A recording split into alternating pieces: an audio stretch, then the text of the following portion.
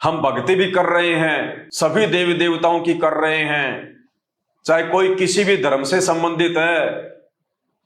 जैसी उनको साधनाएं धर्म गुरुओं के द्वारा, मुल्ला मौलवियों के द्वारा बताई गई हैं, बेचारे सब कर रहे हैं।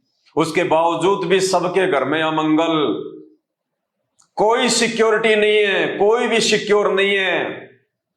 न जाने कब उसकी आंखों के आगे उसका बेटा मर जाए, उसकी बेटी मर जाए, न जाने कब उनका एक्सीडेंट हो जाए, कब खुद का एक्सीडेंट हो जाए, कब और कौन सी बीमारी आके पूरे परिवार को अपनी चपेट में ले ले। कोई भी सिक्योर नहीं है, कोई गारंटी नहीं दे सकता। ना ये आपके धर्मगुरु गारंटी दे सकते, ना ये शंकराचार्य गारंटी दे सकते, ना मुसलमान धर्म के मुल्ला मौलवी और काजी आपको गारंटी दे सकते कि जो भक्ति हम आपको देंगे, जो मंत्र हम आपको दे रहे हैं, राधे राधे श्याम मिला दे, हरे रामा हरे कृष्णा, ओम राम भद्राय नमः, ओम राम चंद्राय नमः, जितने भी मनमुखी मंत्र इन्होंने अपने बना रखे हैं, जिनका हमारे शास्त्रों में, गीता जी में, वेदों में कहीं कोई उल्लेख नहीं है, नामो निशान नहीं है, ये आपको गारंटी नहीं दे सकते कि हमारे से उपदेश लेने के बाद में आपके घर में कभी कोई अमंगल नहीं होगा। ये गारंटी नहीं दे सकते कि हमारे से उपदेश लेने के बाद मां बाप से पहले उनकी आंखों के सामने उनके बेटा बेटी नहीं मरेंगे। ये गारंटी नहीं दे सकते कि हमारे से उपदेश लेने के बाद औरत कभी विधवा नहीं होगी। ये गारंटी नहीं दे सकते कि आपकी आंखों के सामने आपके बेटा बेटी का एक्सीडेंट नहीं हो सकता, क्योंकि इनकी भक्ति नकली है, इनके मंत्र अप्रमाणित हैं, मनमुखी हैं, इनके भगवान आधे अधूरे हैं। और संत रामपाल जी से आप जिस दिन नाम उपदेश लेते हो, संत रामपाल जी आपको 11 नियम देंगे, 11 नियम। नियमों के बिना भक्ति नहीं होती है। इन नकली धर्म गुरुओं से हमने यही तो सीखा है, नाम ले लो, नाम ले लो, गुरु बना लो, गुरु बना लो। ना इनका कोई नियम, ना कोई आचरण, कुछ नहीं।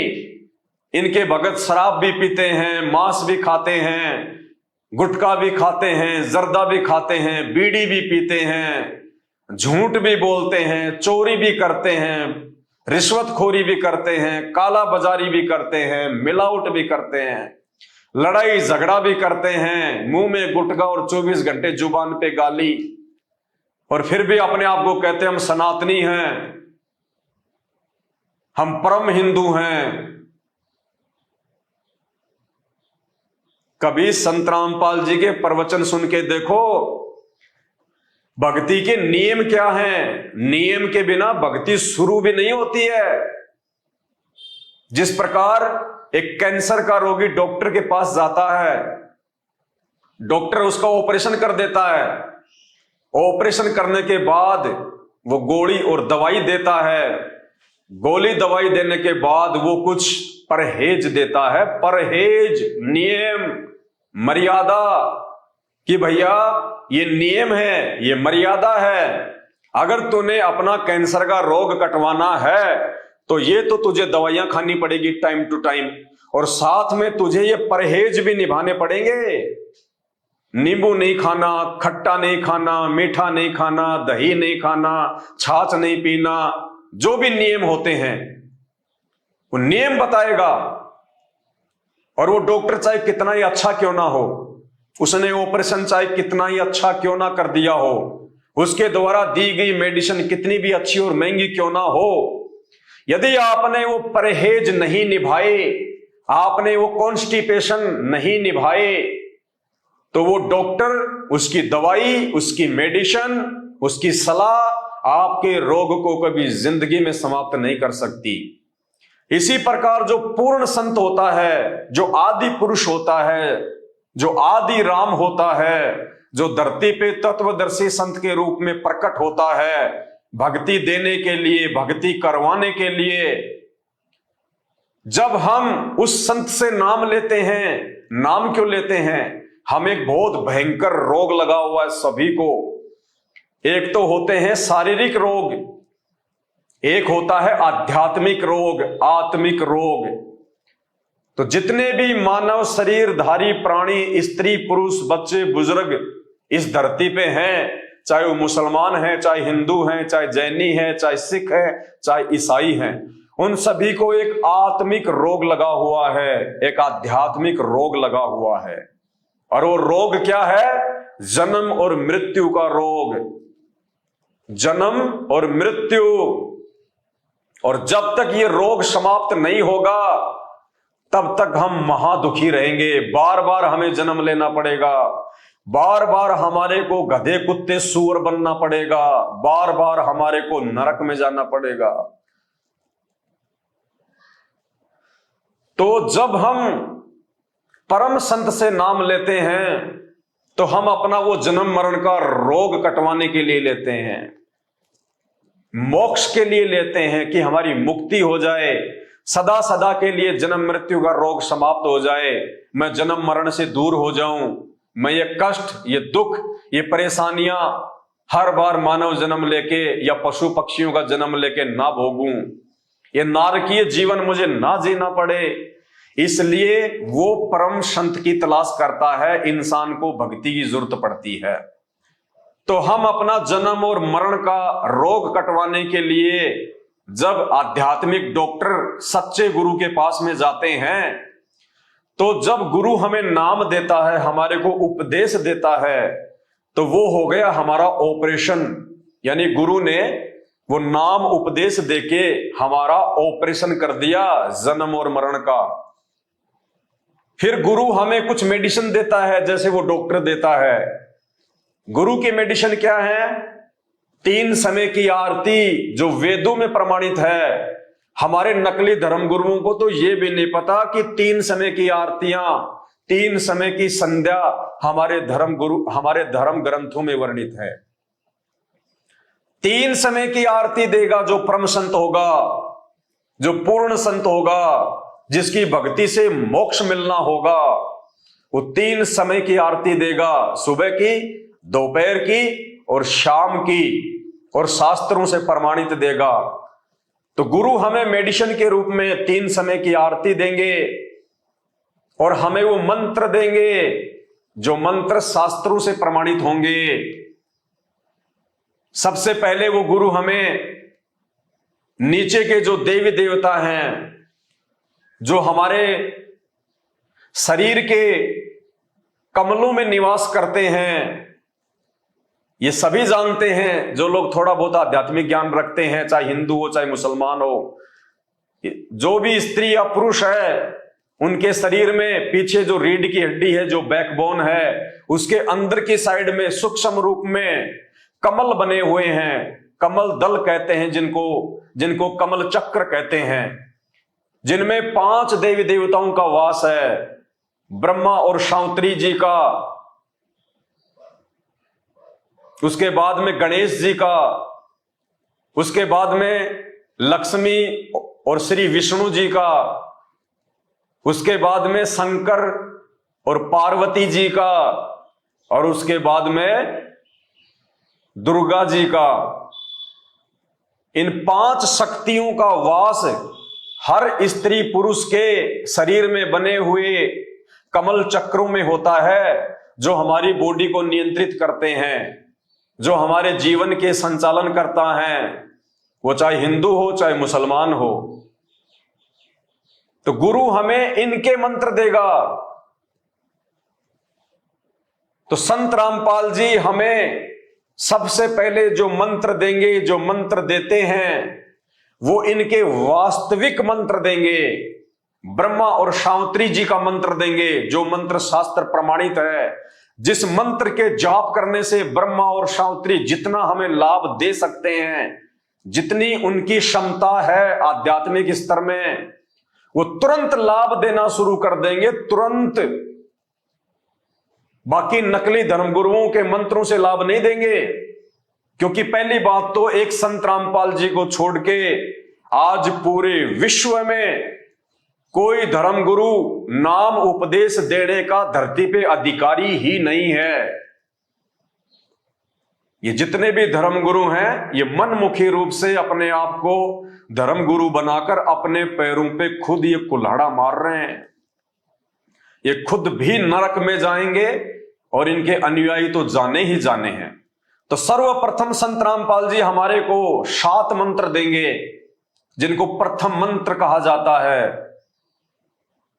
जिनमें बीच के जो 5 मंत्र हैं उनमें एक ब्रह्मा और शांतरी जी का मंत्र, उस मंत्र के जाप से ये ब्रह्मा और शांतरी जी आपको वो लाभ देंगे, आपके शरीर में वो राहत देना शुरू कर देंगे, जो राहत आप लाखों की दवाइयां खा के बड़े से बड़े डॉक्टर से परामर्श लेके प्राप्त नहीं कर सकते। उसके बाद में श्री गणेश जी का मंत्र देंगे। गणेश जी का मंत्र जैसे ही हम शुरू करेंगे, गणेश जी अपने स्तर का पूर्ण लाभ उस साधक को देना शुरू कर देंगे। उसके बाद में लक्ष्मी जी और श्री विष्णु जी का मंत्र देंगे। जो मंत्र श्री विष्णु जी स्वयं जाप करते हैं, वही मंत्र संत रामपाल जी फिर अपने भगत को देंगे। और जब हम उस मंत्र का जाप शुरू करेंगे, जिस मंत्र का जाप स्वयं श्री विष्णु जी करते हैं, तो ब्लूटूथ से ब्लूटूथ का तुरंत जो है वो कनेक्शन हो जाएगा और तुरंत वो लाभ मिलने शुरू हो जाएंगे। उसके बाद में संत रामपाल जी हमें माता पार्वती और महादेव जी का मंत्र देंगे। और जो लाभ श्री शंकर जी और पार्वती जी एक भगत को दे सकते हैं, बेस्ट से बेस्ट, उत्तम से उत्तम, क्योंकि ये उत्तम मंत्र हैं इस सृष्टि के, ये इन देवी देवताओं के वास्तविक मंत्र हैं, इनके बीज मंत्र हैं, इनके मूल मंत्र हैं। ये देवी देवता अगर आकर्षित हो सकते हैं किसी भगत पे, तो केवल इन्हीं मंत्रों से हो सकते हैं। बाकी इनका नाम आप चाहे पूरी जिंदगी उच्चारते रहिए कि हे माता पार्वती, हे भगवान शंकर, हे भोलेनाथ, कितनी भी आप जी हरिद्वार से कावड़ पे कावड़ लेके आ जाइए, कितना ही आप शिवलिंग पे बेल पत्र और जल चढ़ा दीजिए, कितने ही आप जी केदारनाथ बद्रीनाथ की पैदल यात्रा कीजिए, आपको 0/0 लाभ नहीं मिलेगा उस भक्ति से, क्योंकि वो मनमुखी भक्ति है। इस प्रकार की मनमुखी भक्ति से और साधना से, नंगे पैर होके भरमने से, भटकने से ये शंकर और पार्वती भी प्रसन्न नहीं होते हैं। और यही कारण है केदारनाथ में कैसी कैसी त्रासदियां हुई हैं। 20-20 हजार लोग उस पर्वत के ढह जाने से वहां पे मरे हैं अकाल मौत। क्या भगवान शंकर बेहोश थे उस समय? क्या भगवान शंकर को इस बात का नहीं पता था कि मेरे भगत कहां कहां से चल के आए हुए हैं, कितना पैसा और अपना समय बर्बाद करके मेरे दर्शनों के लिए नीलकंठ पे आए हैं, केदारनाथ पे आए हैं? क्या भगवान शंकर को वो जनसंख्या, वो भीड़, वो दिखाई नहीं दे रही थी? क्या भगवान शंकर को इतना भी नहीं पता था कि कुछ ही समय बाद में ये पर्वत टूट के नीचे गिरने वाला है और मेरे 20,000 से ज्यादा भगत इस पानी में बह के, पर्वत के नीचे दब के अकाल मौत मरने वाले हैं? उन्होंने किसी को नहीं चेताया, किसी के अंदर कोई भी जो है वो प्रेरणा नहीं करी, क्योंकि भगवान शंकर और पार्वती भी इस पाखंड पूजा से प्रसन्न नहीं है। अरे दुनिया का ऐसा कौन सा माँ बाप है जो ये चाहेगा कि मेरा बच्चा 500 किलोमीटर से पैदल चल के मुझे प्रसन्न करे? कौन माँ बाप है जो अपने बच्चों के पैरों में छाले देखना पसंद करेगा?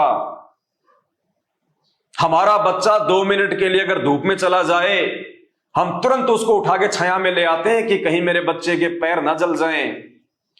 तो भगवान शंकर और पार्वती तो दयालुता में आम माता पिता से भी कहीं ज्यादा हैं। तो ये कैसे चाहेंगे कि उनका भगत 300 किलोमीटर, 400 किलोमीटर, 500 किलोमीटर पैदल चल के आए? और कितने लोग हैं जो रोड पे चलते चलते कावड़ यात्रा में पीछे से उनको ट्रक कुचल देते हैं? कितने लोग हैं जो मर जाते हैं? क्या भगवान शंकर को दिखाई नहीं दे रहा? सब दिखाई दे रहा है। जहां तक के ये भगवान है वहां तक इनको पता है, लेकिन इस पाखंड पूजा से, इस ढोंग से, इस मनमाने आचरण से जो ना कभी भगवान शंकर ने कभी किए और ना भगवान शंकर ने कभी अपने किसी भगत को ये करने के आदेश दिए। ये आदेश हमारे ऊपर इन धर्म शास्त्रों से अनजान और अपरिचित हमारे नादान धर्म गुरुओं के द्वारा मनमुखी रूप से आप और हमारे ऊपर थोप दिए गए, लाद दिए गए, और हम लोगों ने उनको स्वीकार कर लिया क्योंकि हम अपने इन धर्म ग्रंथों से अपरिचित,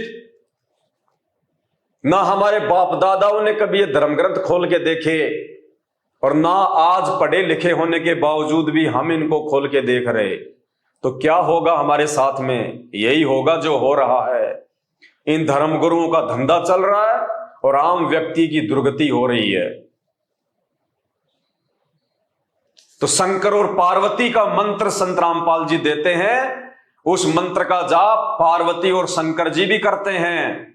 और जब उसी मंत्र का जाप अधिकारी और पूर्ण गुरु से लेके, तत्वदर्शी संत से लेके जब हम शुरू करते हैं तो हमें पार्वती और शंकर जी के स्तर का पूर्ण लाभ मिलता है।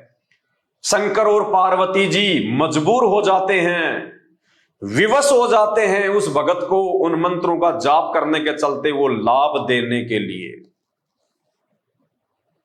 उसके बाद में पांचवा जो मंत्र है वो दुर्गा जी का मंत्र है, शेरावाली का मंत्र है, जो केवल संत रामपाल जी ही देने के अधिकारी हैं पूरी दुनिया में।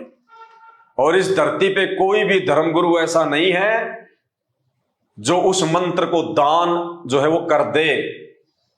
अगर किसी ने संत रामपाल जी से वो मंत्र चुरा के, या कोई ऐसा नालायक व्यक्ति जो संत रामपाल जी से वो मंत्र प्राप्त करके और कुछ समय उपरांत उनकी भक्ति को छोड़ के मनमुखी रूप से खुद ही वो गुरु बन बैठे और खुद लोगों को वो मंत्र दान जो है करने लग जाए, उससे भी कोई लाभ नहीं होगा। क्योंकि जब तक अधिकारी व्यक्ति मंत्र नहीं देगा उस मंत्र का संपूर्ण लाभ साधक को नहीं मिलेगा। जैसे बुलेट होती है, गोली जो बंदूक से चलती है, एक व्यक्ति ऐसा है जो उस गोली को, उस बुलेट को अपने हाथ में लेके और उसको किसी निशाने पे मार रहा है, उसको फेंक रहा है। तो हम सब जानते हैं वो गोली, वो बुलेट अपना वास्तविक काम नहीं करेगी, सही काम नहीं करेगी। और उसी बुलेट को, उसी गोली को यदि उस बंदूक के अंदर डाल के और फिर यदि निशाना मारा जाएगा तो वो बुलेट अपना वास्तविक काम करेगी। इसी प्रकार यदि इन मंत्रों को संत रामपाल जी के अलावा, उस अधिकारी सतगुरु के अलावा, उस तत्वदर्शी संत के अलावा, उस बाखबर के अलावा यदि कोई व्यक्ति किसी को दान भी करेगा तो वो मंत्र अपना वास्तविक काम नहीं करेंगे। उन देवी देवताओं का जो लाभ है उन साधकों को पूर्ण लाभ नहीं मिलेगा। वो खुद भी अंत में सर्वनाश को प्राप्त होगा और उस व्यक्ति से मंत्र लेने वाले लोग भी अंत में दुर्गति को ही प्राप्त होंगे। तो ये वास्तविक मंत्र इन देवी देवताओं के वर्तमान में इस धरती पर केवल परम पूज्य सतगुरु रामपाल जी भगवान के पास में है। तो ऐसे महान सतगुरु के मुख कमल से जब आप उनके सत्संग सुनोगे, जब आप उनकी वाणियां सुनोगे, जब आप उनके प्रवचन सुनोगे, निष्पक्ष होकर धैर्य के साथ में, उसके बाद में आप देखना आपको कैंसर क्या, चाहे कैंसर का बाप क्यों ना हो, चुटकियों में उसका प्रभाव खत्म होता चला जाएगा। चुटकियों में हाथ कंगन को आरसी क्या, पढ़े लिखे को फारसी क्या, आजमा के देख लेना। उनसे नाम दीक्षा लेने का कोई पैसा नहीं लगता है। उनसे नाम दीक्षा लेने के लिए आपने अगरबत्ती का पैकेट और नारियल हाथ में लेके नहीं जाना कहीं पे। ये पाखंड है। ये अगरबत्ती, ये नारियल, ये फूल, ये माड़ा, ये धूप बत्ती, ये सब पाखंड है। गीता जी में और वेदों में इनके लिए कोई जगह नहीं है। ये केवल मनमुखी रूप से इन नकली धर्म गुरुओं के द्वारा, चाहे वो किसी भी धर्म के क्यों ना हो, भोले भगत समाज के ऊपर लाद दिया गया मनमाना आचरण है। और यही कारण है आज हिंदू समाज कोई न कोई भक्ति हर परिवार जरूर करता है, उसके बावजूद भी उनके घर में, उनके शरीर में कोई सुख नहीं। और यदि किसी को थोड़ा बहुत कोई शारीरिक सुख है, कोई आर्थिक सुख है, कि किसी का व्यापार या काम धंधा ठीक ठाक चल रहा है, तो मेरे भाइयों ये समझने की भूल बिल्कुल भी ना करना कि वो लाभ, वो काम धंधे में बरकत, वो शरीर में राहत हमें उन नकली धर्म गुरुओं की शरण में जाने से या इन डमी गॉड ब्रह्मा विष्णु महेश दुर्गा, ये काल जिसको शैतान भी कहते हैं, और इनसे नीचे 33 करोड़ देवी देवता और इंद्र, इनकी भक्ति करने से मिल रहा होगा? नहीं। ब्रह्मा विष्णु महेश, इनकी माता दुर्गा और इनका पिता शैतान, और नीचे के 33 करोड़ देवी देवता, ये आपको ना ही तो कोई लाभ दे सकते हैं और ना ही आपका कोई नुकसान जो है वो कर सकते हैं। ये आपको ना लाभ दे सकते, ना आपका ये कोई नुकसान कर सकते। ये केवल आपको उतना ही देते हैं जितना उस पूर्ण परमात्मा ने, उस आदि पुरुष ने, उस आदि राम ने आपके संस्कार में, आपके भाग्य में, उस विधाता ने लिख दिया है। उससे ना ही तो ये कम कर सकते, ना ही ये उससे कुछ ज्यादा दे सकते। ये तो एज ए मैनेजर की तरह काम करते हैं उस आदि पुरुष के नीचे, उस कबीर परमात्मा के नीचे। शैतान से लेके दुर्गा, ब्रह्मा विष्णु महेश और 33 करोड़ देवी देवता, ये केवल एक मैनेजर के रूप में काम करते हैं। आप और हम लेबर हैं, जितने भी स्त्री पुरुष हैं, मानव शरीरधारी जो प्राणी हैं, वो हम एक मजदूर हैं, लेबर हैं। जैसे एक बहुत बड़ी फैक्ट्री का कोई मालिक है और मालिक ने लेबर के ऊपर कंट्रोल करने के लिए, उनसे काम करवाने के लिए एक मैनेजर नियुक्त किया होता है। मैनेजर फिर अपने नीचे एक सुपरवाइजर को नियुक्त करता है, सुपरवाइजर फिर अपने नीचे ठेकेदार को नियुक्त करता है। इसी प्रकार वो मालिक, वो सेठ, वो आदि पुरुष है, वो परम पुरुष है जो आज धरती पे संत रामपाल जी के रूप में प्रकट है। और उस आदि पुरुष ने, उस सेठ ने, उस मालिक ने, जो उस कंपनी का सेठ है, और वो आदि पुरुष जो इस सृष्टि का सेठ है, इस सृष्टि का मालिक है। जैसे उस कंपनी के मालिक ने लेबर के ऊपर नियंत्रण करने के लिए, उनकी देख रेख के लिए, काम को सही तरीके से करवाने के लिए एक मैनेजर नियुक्त किया हुआ है, उसी प्रकार उस आदि पुरुष ने, उस सृष्टि के रचनहार ने इस 3 लोक की सृष्टि के ऊपर नियंत्रण करने के लिए शैतान को नियुक्त कर रखा है, उस काल को नियुक्त कर रखा है। अब आप कहेंगे शैतान को क्यों नियुक्त किया, काल को क्यों नियुक्त किया? क्योंकि जब ये शैतान, ये काल अपनी पत्नी दुर्गा के साथ में उस सेठ के लोक में रहा करता था, उस पूर्ण परमात्मा आदि पुरुष के जो है वो सतलोक में रहा करते थे, सचखंड में रहा करते थे, जो इनके लोकों से ऊपर है, जो ब्रह्मा विष्णु महेश के लोकों से ऊपर है, जो दुर्गा के लोक से ऊपर है, जो उस काल के लोक से ऊपर जो सतलोक है, जो सबसे ऊपर का धाम है। जब ये दुर्गा और काल वहां पे रहा करते थे, तो इन्होंने उस बाप के साथ में, उस सेठ के साथ में, उस आदि पुरुष, उस कबीर परमात्मा के साथ में एक बहुत बड़ा धोखा किया था। उस धोखे की सजा इनको मिली। उस परमात्मा ने, उस सेठ ने इनको नीचे पटक दिया, इनको कुछ ब्रह्मांड दे दिए, इनको कुछ लोक दे दिए और इनको अपने सतलोक से निष्कासित कर दिया और 16 शंख कोश की दूरी पे इनको जो है स्थापित कर दिया। सतलोक से इस काल ब्रह्म के लोक की दूरी 16 शंख कोश की दूरी है। और ये अपने साथ में वहां से कुछ आत्माएं ले आए थे, जो आप और हम सब हैं, जो यहां पे इंसान रूप में हैं, गधे कुत्ते सुअर के रूप में हैं। हमने भी इस शैतान के ऊपर अपने उस परमात्मा से आस्था हटा के इस शैतान के ऊपर आस्था लगा ली थी वहां पे सतलोक में। तो इस कबीर परमात्मा ने, इस आदि पुरुष ने हम सबको वहां से निष्कासित किया, और उसके बाद से हम लोग ये सब दुख भोग रहे हैं यहां पे। तो उस आदि पुरुष ने दुर्गा और काल को मैनेजर के रूप में ये 21 ब्रह्मांड की जो सृष्टि है, इसको नियंत्रित करने के लिए, इसका संचालन करने के लिए एज ए मैनेजर नियुक्त कर रखा है। और इस शैतान ने, इस काल ने, इस दुर्गा ने फिर ब्रह्मा विष्णु महेश को नियुक्त किया, अपने पुत्रों को नियुक्त कर दिया एज ए मैनेजर। और ब्रह्मा विष्णु महेश ने इन 33 करोड़ देवी देवताओं को नियुक्त कर दिया। भाई और बहनों, जब आप सृष्टि रचना पढ़ोगे संत रामपाल जी के मुख कमल से, तभी आप इस गहरे उलझे हुए आध्यात्मिक रहस्य को समझ सकते हो। ये ठीक इसी प्रकार है जिस प्रकार भारत देश का एक राष्ट्रपति है, और जो राष्ट्रपति होता है वो देश का प्रथम नागरिक होता है।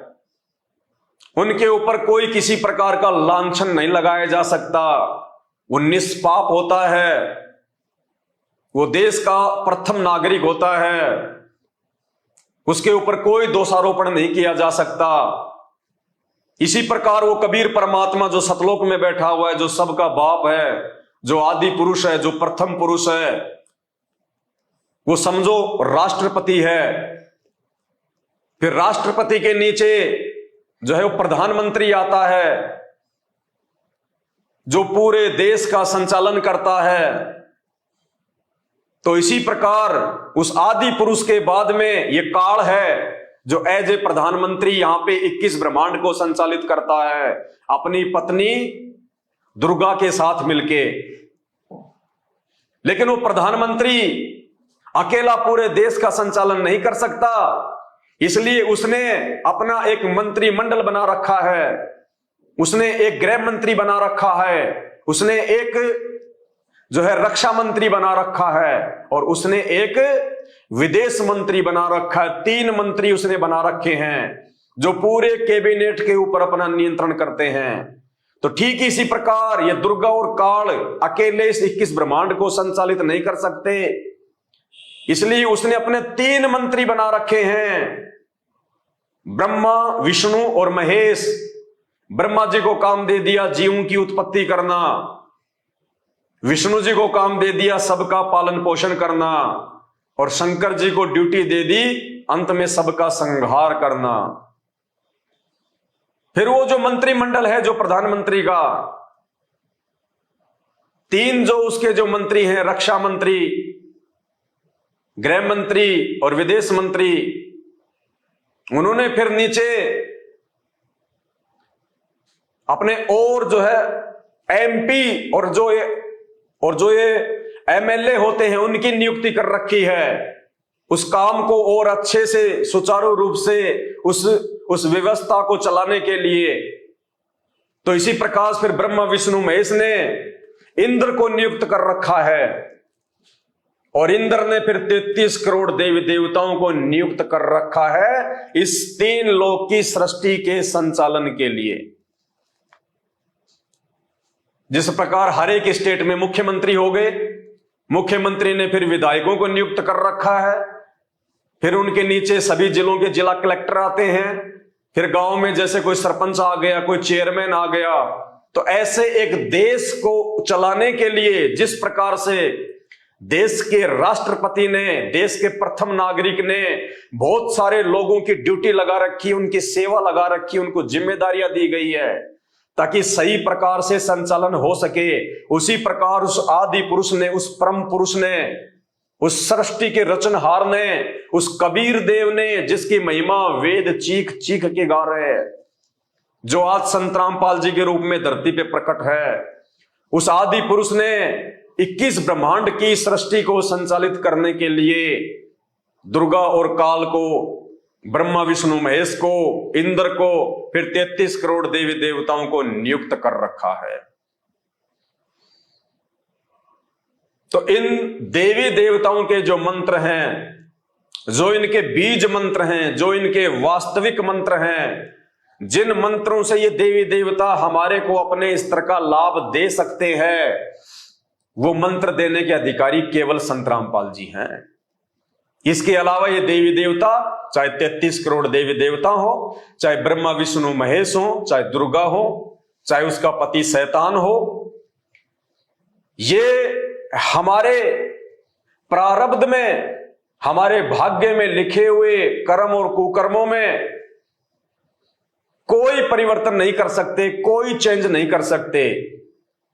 हमारा जो प्रारब्ध हमारे कर्मों के अनुसार, हमारी करनी के अनुसार जो उस पूर्ण परमात्मा आदि पुरुष ने, आदि राम ने लिख दिए, ये केवल हमारे को उनका भोग दे सकते हैं।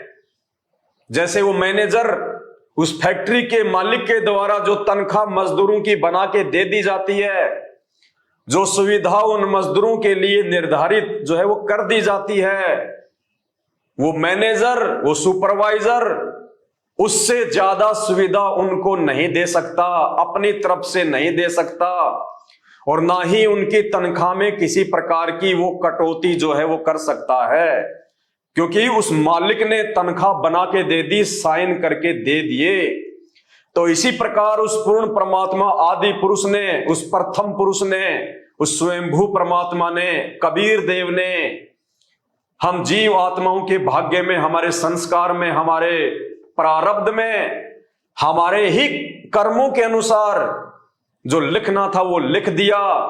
अब ये ब्रह्मा विष्णु महेश दुर्गा काल 33 करोड़ देवी देवता, भैरव भूत प्रेत कुछ भी हो, ये कोई चेंजमेंट नहीं कर सकते। आप चाहे इनकी भक्ति कीजिए या ना कीजिए, आप इनको पूजिए चाहे ना पूजिए, आप इन नकली धर्मगुरुओं के शरण में जाइए चाहे ना जाइए, आपके भाग्य में यदि सुख है तो आपको सुख ही मिलेगा, और आपके भाग्य में यदि दुख है, परेशानी है, संकट है, बीमारी है, एक्सीडेंट है, अकाल मृत्यु है, तो वो आपको मिलेगी।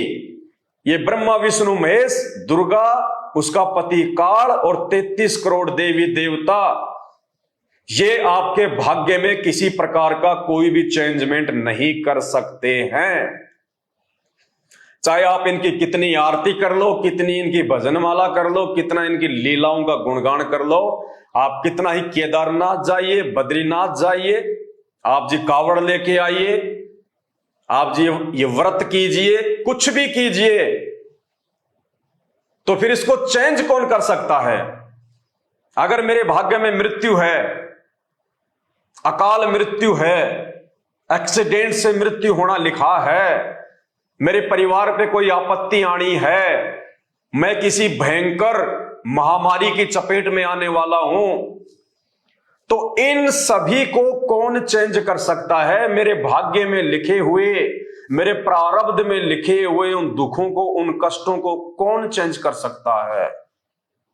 केवल वो आदि पुरुष, वो आदि राम, वो सबका जनक, वो सृष्टि का रचयिता, वो कबीर देव, वो स्वयं ही इस धरती पे आप और हमारे इन दुखों से दुखी होके, आप और हमारी इन तकलीफों को देख के, क्योंकि वो परम दयालु है, वो दयावान है, उससे अपने बच्चों का दुख देखा नहीं जाता, जो इस शैतान के द्वारा, ब्रह्मा विष्णु महेश के द्वारा जो हमारे को यहां पे दिया जाता है,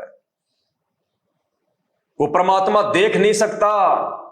इसलिए वो स्वयंभू परमात्मा, वो आदि राम, वो आदि पुरुष, वो कबीर देव, गीता जी के अनुसार अध्याय नंबर 15 श्लोक नंबर 104 के अनुसार कि अर्जुन, अगर तुझे पूर्ण मोक्ष की प्राप्ति चाहिए, अगर तुझे परम सुख की प्राप्ति चाहिए, तो तू किसी तत्वदर्शी संत की खोज कर, जाके उनको दंडवत प्रणाम कर, उनको प्रसन्न कर और उनके बताए अनुसार साधना कर, फिर तेरा वो प्रारब्ध का कर्म, तेरा वो संकट, तेरा वो संस्कार वो तत्वदर्शी संत ही काट सकता है। यानी श्री कृष्ण जी ने भी अर्जुन के सामने ये बात कहते हुए अपने हाथ खड़े कर लिए, वरना श्री कृष्ण जी को यह कहने की आवश्यकता नहीं थी कि वो तत्वदर्शी संत ही तुझे परम सुख और परम शांति और जन्म मरण से मुक्ति दे सकता है। अगर श्री कृष्ण यानी विष्णु जी के भाग्य में, श्री विष्णु जी के हाथ में अगर ये बात होती तो वो किसी अन्य तत्वदर्शी संत की तरफ ये संकेत नहीं करता कि उसकी शरण में जाने से तेरा जन्म मृत्यु का रोग कटेगा। तो आज वो तत्वदर्शी संत स्वयं, वो आदि पुरुष, वो परम पुरुष, वो आदि राम, वो कबीर देव स्वयं ही संत रामपाल जी के रूप में धरती पे प्रकट होके और वो तत्वदर्शी संत की भूमिका निभा रहा है, जो हमारे भाग्य के, उन प्रारब्ध के, उन संस्कारों के, उन कष्टों को, महादुखों को जो हमें भोगने पड़ते हैं, जिनको ब्रह्मा विष्णु महेश और उनके माता पिता भी नहीं काट सकते, केवल ये तत्वदर्शी संत ही वर्तमान में धरती पे काटने में सक्षम है।